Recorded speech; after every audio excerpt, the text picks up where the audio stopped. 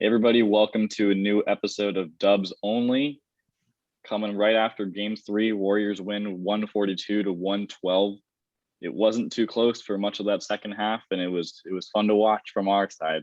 But from the other side, we have a nice representative, Daniel Greer, host of the Grizz 901 podcast. How's it going? It's good, man. It's not great after that butt kicking, but I'm here. I'm excited. I'm ready to join the Dubs only. Not forever, just tonight.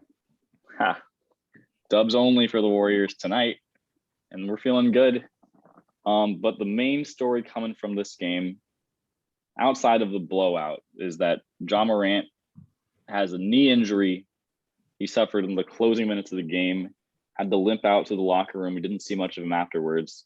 We saw a lot of him on our screens during the rest of the quarter, but not much. And personally, we hope that Ja is healthy because he's been the most dominant player on the court for either team this series. But I was feeling pretty solid about the Warriors' chances, even with them out there. Wow.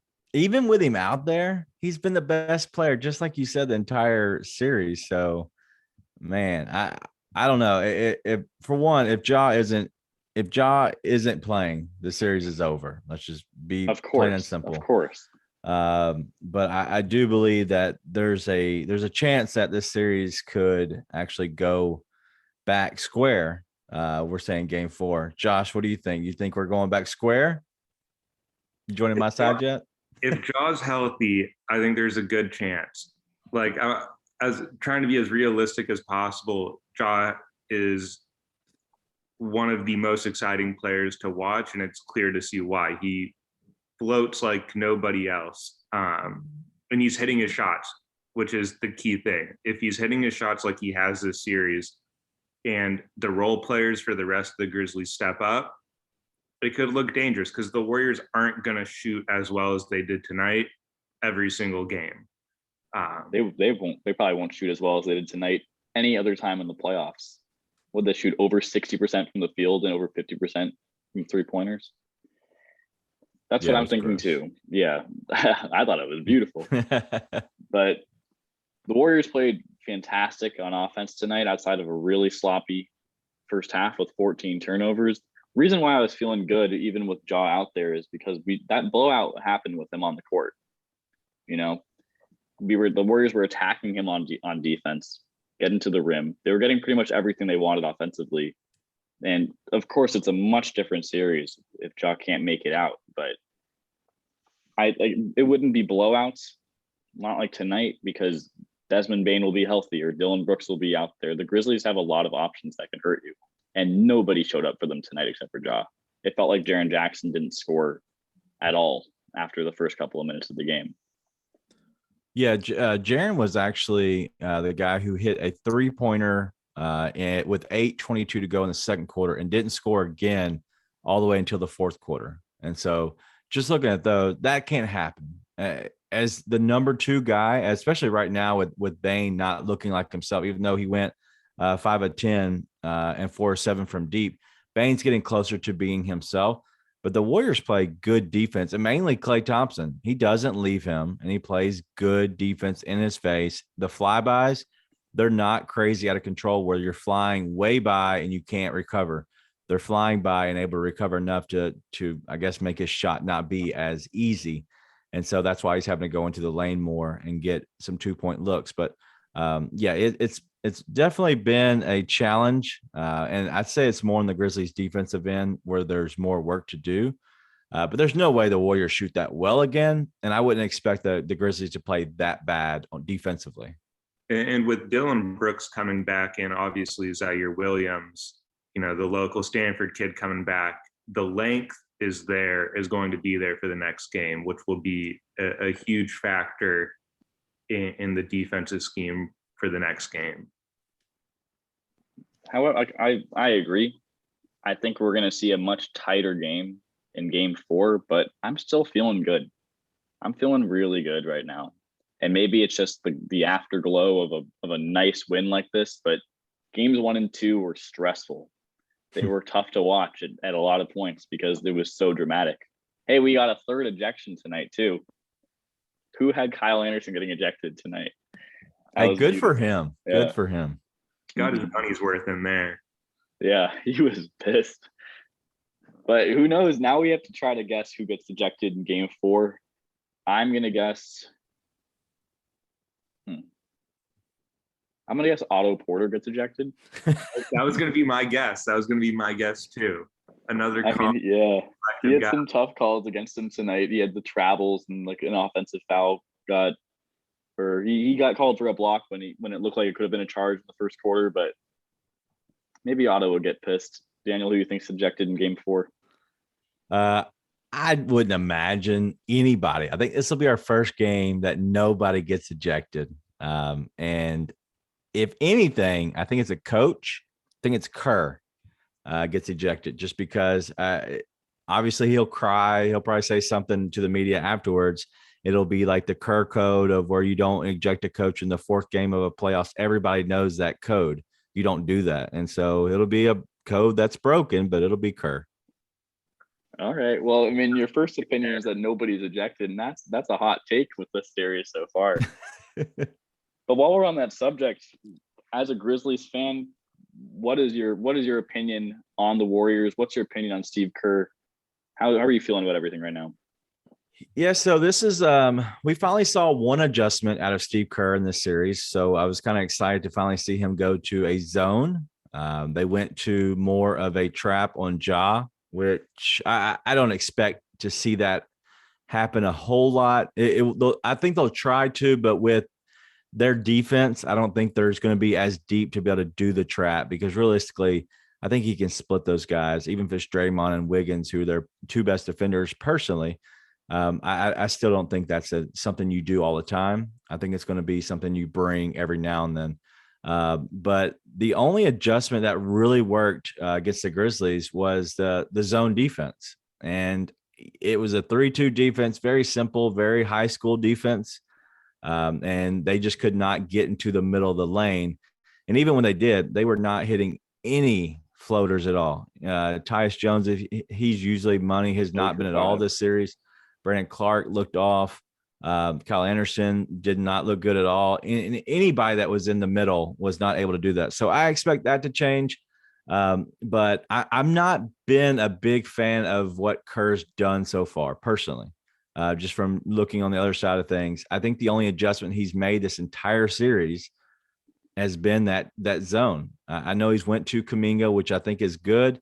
But Kuminga was a non-factor going into the 4th quarter when it was, it's just slop time, right? So I think that we'll see a little bit more adjustments because I think game 4, if Josh coming back, I think you see Steven Adams in the offense, and I think that will help with their rebounding as well as their defensive threat. Because looking at that last, the garbage time, Steven Adams is all in the lane. And if Kuminga wants to go off for 30, so be it. I think you let that happen, but I don't think that happens. And so I think you have to go with Steven Adams there and kind of use him as a defensive force because Jaren, he's not. He's great defensively on shot blocking, but he's not just a predator when it comes to defense who's stopping you from getting to the rim. And points in the paint were huge this game. And I think that's an adjustment that Kerr made too. I think the game plan, I mean, the Warriors only shot 32 threes compared to Memphis shooting 43. They made one more, right? But it was attacking the basket, getting to the rim. Jordan Poole, Andrew Wiggins, attacking the rim and making the impact on the inside, attacking that weak defense. I was going to say that Steven Adams can definitely see some more minutes in this. I think that he'll probably take, if he's going to play more, I could see him taking Xavier Tillman's minutes away because I haven't really seen much from him, although he did lead the team in field goal percentage, 2 for 2 tonight. It's a big feat for them. But it's also just fun to watch Steven Adams play. He was doing great with those backdoor passes as well, which could have some problems for the Warriors in the beginning because Jordan Poole, Steph Curry, Klay Thompson in this series as well have not been as great off the ball defending.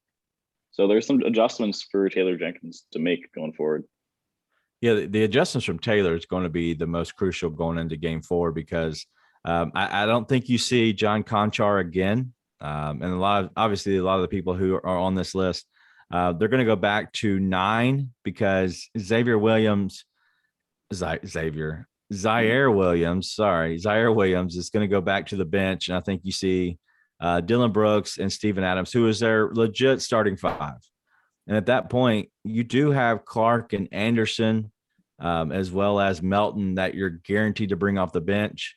At that point, I think you still bring Zaire Williams back in just to give you a little bit of a burst. But we're talking about 10 minutes.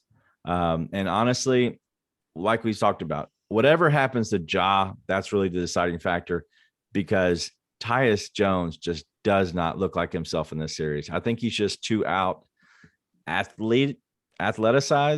He's not an athlete. Okay. And there's a lot of athletes over there at the Golden State Warriors. So he's not an athlete and he doesn't match up well in this series. He's much better fit for Minnesota where they're a little bit slower, even though they're bigger. It's the playoffs. We see lineups, we see teams shrink their rotations for what works best. And the Grizzlies have been deep so far. What they used? Almost 12 players tonight.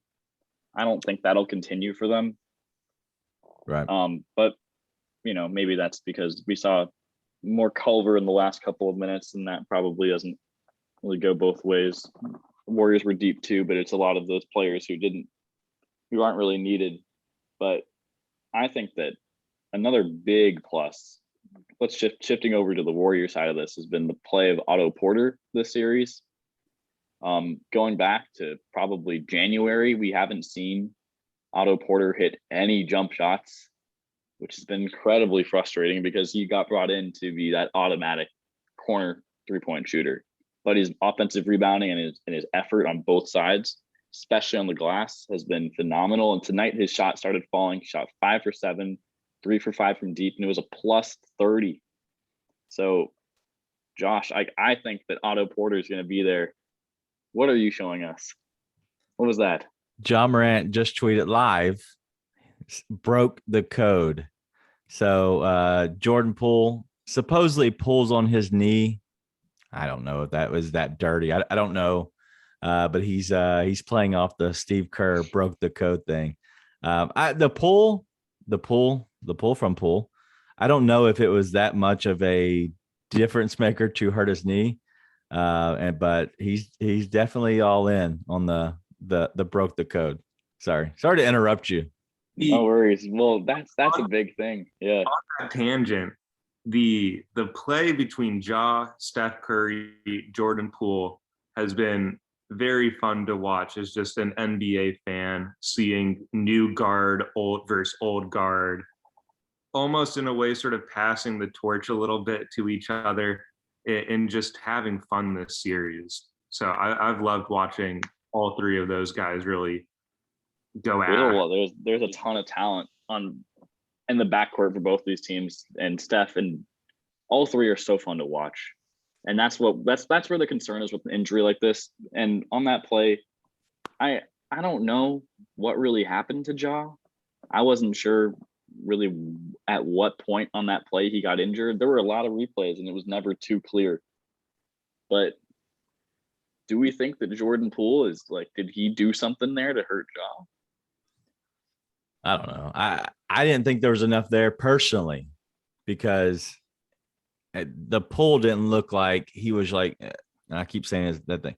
The grab from Jordan Poole did not look like it was excessive enough to really do something to his knee. I don't know. Who's to say? Some people want to argue that Dylan Brooks wasn't looking at the ball when he took a swing. Who knows? We're talking about slow motion, guys. We have no clue what's going on. We'll just wait. Yeah. We'll wait for the press conferences to come out. We'll wait to see what they say. Because there will be a sound clip, whether it's from Draymond or for somebody on the Grizzlies side who will go into that. Yeah, I mean, I think Ja's just kind of being Ja right now on Twitter. That's kind of what he does. He's always pretty active on the web. But dirty play, I don't think that was a dirty play. Didn't look like it. those ones, if it's a dirty play, it's usually pretty obvious what you're arguing about. I didn't see it here. Also say, like, let's all hope that Jaw's all right. Nobody wants to see this series go on without him. He's electrifying and honestly just one of the most fun players in the NBA today. And you can sense it in the broadcasting and the commercials with whatever that was.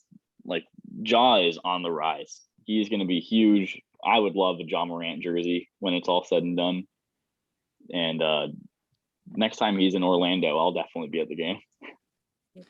Yeah, we'll make sure you get one. Don't worry. Yeah. But I'm curious to see what comes out of this, because I'm watching a lot of replays right now about it. And Jordan Poole he pushes with his left hand on Ja's hip and grabs his knee with his right hand. And it's a full twist. Like, it might not do anything if it's like, just on a normal basis. But the fact that he's hurt and the fact that he did the full like hip and then twist where you can see Ja's knee move out. Wow. I think this is what we have to watch. I think it's a blowout. In the end of the day, when it's a third game, we're talking about this is a nonstop Twitter rivalry about to happen. This is Twitter rivalry game 4. It's heading that direction. Like, literally, it's been very disgusting the way that both fan bases have acted in a lot of different ways. But this does not help at all. The Grizzlies are pissed off. The fans are pissed off because they just got their faces kicked in. The Warriors fans are very defensive because, why wouldn't you be? And so then you're seeing a lot of these videos come out and it's the best player on the court. Wow. I hate that this is going to be what they're going to talk about for at least the next 36 hours. Yeah, it's not the best, but I love like the bashing of heads that the Warriors and Grizzlies fans are doing. This is what we love. Both of our franchises haven't felt it for a little bit. Warriors since 2019, the Grizzlies ever. And it's nice. It's nice. And man, I mean, I've seen tweets from Woj saying that there's more film work and decisions that the league office is going to have to make about Jordan Poole's reach and apparent grabbing on Ja's right knee. And Taylor Jenkins is saying that it looked like Jordan Poole grabbed his knee and yanked it. There's a lot to be seen. And you're right. It's going to be a ton of media speculation. We're going to see Skip Bayless probably talking trash about this that none of us really care to hear. All to say that this is an incredible series that hopefully is, I mean, for the Warriors' sake, I hope it's done in 5, but like, I really think this is a longer one that we can see incredible play from both sides. And looking ahead to game 4, Josh, what do you think we see the Warriors change to try to stay on top of the Grizzlies and avoid those slow starts? I think as Steven Adams comes back into the starting lineup, you see Kevon Looney jump back into the starting lineup. You match size with size. I think Kuminga and Poole come off the bench still. Poole's going to, unless the NBA decides to suspend Poole, I don't think that happens for game 4. I think the most that will happen is a flagrant 1 if they decide to do anything. But I think you match size with size and you keep on that similar game plan. What I will be interested in seeing is what the NBA decides to do in terms of bringing refs into this series. You've seen Scott Foster get bounced around whenever the series gets a little feisty. So maybe we see Scott Foster game 4 and try to get this a little bit under control. Big brain Adam Silver. Yeah.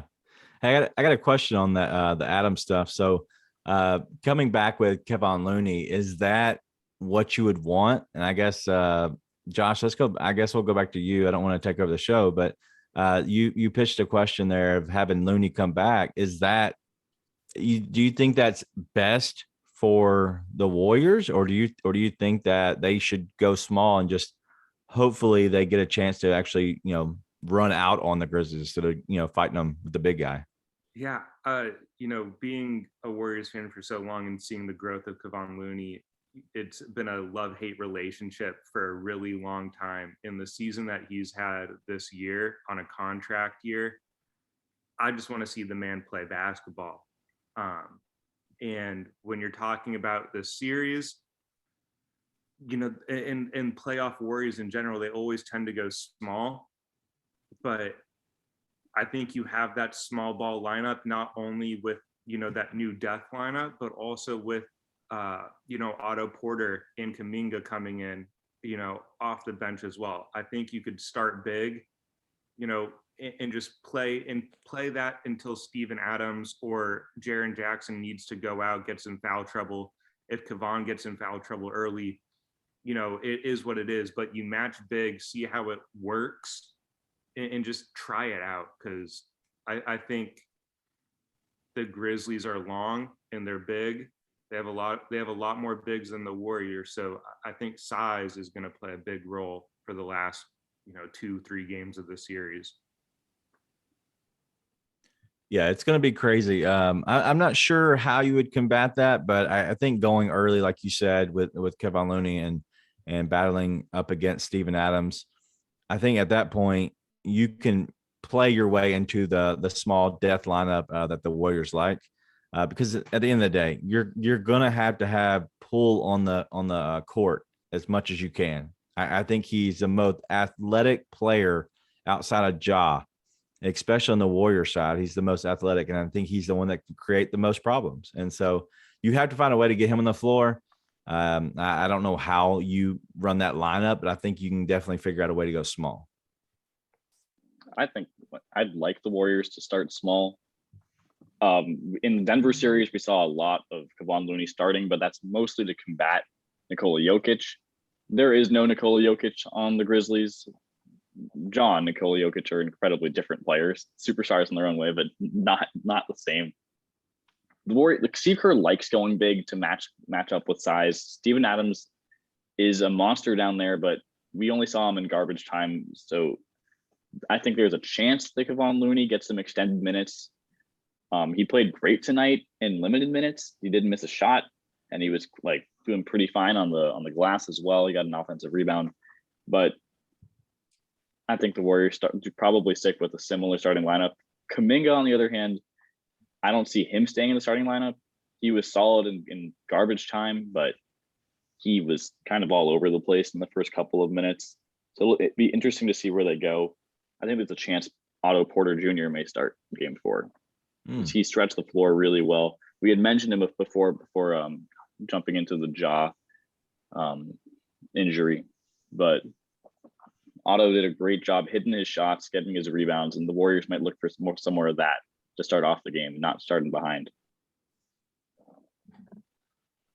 So yeah, we're gonna see. It's gonna be a fun way. We're gonna see what happens in game 4, but I think there's definitely adjustments to be made. That's no doubt. No doubt at all. Any closing statements from you, Josh, before we head into the wonderful Mother's Day ahead of us? No, just looking forward to a game 4. I've loved this series. We saw the preview in 2019, in 2019 in the play-in scenario.